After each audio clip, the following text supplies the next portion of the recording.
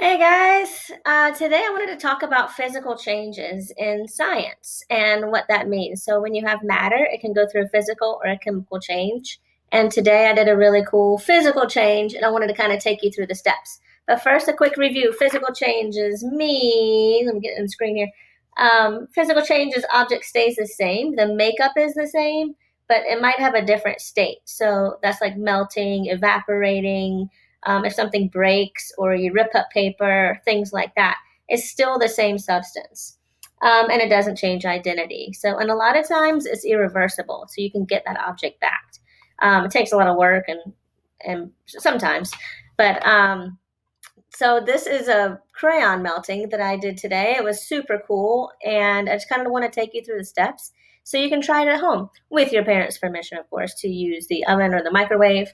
Um, the first step I did was kind of take off the crayon wrappers and to put as many as I wanted in a bag. I only did a few crayons. Today's rainbow day. So I was trying to do some rainbow colors, and I just did a few to kind of make some examples. But you can use as many as you want. And I just put it in a bag. I break it up in a few pieces, put it in a Ziploc bag, and then I use a hammer to break it up into itty bitty pieces because it's a lot easier than your hands. So of course, to hit it with a hammer several times, I took it outside. That's a good idea instead of your kitchen counter. Um, so I hit it a few times outside. Didn't take long at all. It was super easy to break up into little pieces.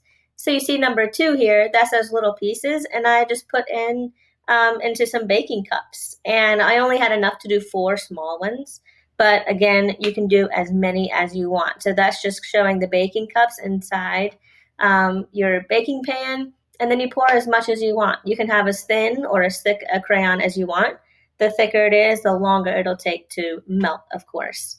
And I also suggest putting two baking cups, so overlapping it and using two, just so it doesn't stick to your pan so much. It'll be a lot easier to get out of your pan, and your parents will thank me. But number three, so that just shows that I had enough for four. Again, do as many as you want. And put it in the oven. I just put it to 350, and it took only a few minutes. It melts very quickly. So keep your eye on it. And again, you can use a microwave as well. And doesn't take long at all. I've got them out of the oven, and it looks like this really cool pattern. And then I took them out of the baking cups to just flip them onto a paper towel and make sure they are cooled off before you do that, or they will kind of crumble. And it's cool when they stick together. And then number six shows the ending product. I ended up getting four, and so they're very thin. You can see they're super cool though. And again, I just kind of did rainbow colors.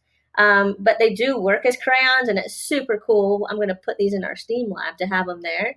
But they work like crayons, and they're really cool to have different colors in them. Again, I use rainbow colors, but you can switch it up. And if you have like two favorite colors, you can just use those two crayons. But remember to put those in the bag alone when you break it up into little pieces. And then you can do, any colors you want. If your little sister has favorite colors, make her one too. You can surprise her with a really cool crayon. But it's a physical change because these are still crayons. The makeup has not changed in this. It's still made of little crayons. And again, it is irreversible. I could break these up into the colors, super hard and weird, but I could put it back into the crayons it came from, ish. The chemical hasn't changed. It's still made of the same substance. So it's a physical change. It looks different. So again, a really cool challenge at home if you want to try that. And if you do, of course, send me examples of what you created. I would love to see different kinds or even bigger ones or different shapes.